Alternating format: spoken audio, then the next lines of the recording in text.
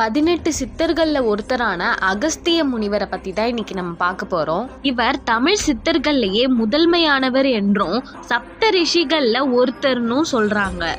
இவருக்கு சிவபெருமானே குருவா இருந்து எல்லா கலைகளையும் கத்து கொடுத்தாங்க. இவர்தான் அகத்தியம் என்னும் தமிழ் மொழிக்கான முதல் இலக்கணத்தை வகுத்தவர்.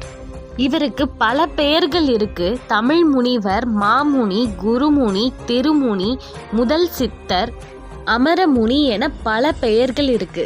இவருடைய வாழ்க்கை வரலாறை பற்றி பார்க்கலாம். இவருடைய பிறப்பே மனித பிறவியிலிருந்து வேறுபட்டதா இருந்தது. தாரகன்னு ஒரு அரக்கன் இருந்தான். அவன் பிரம்மனை நோக்கி கடுந்தவம் இருந்து ஒரு வரத்தை கேட்டான்.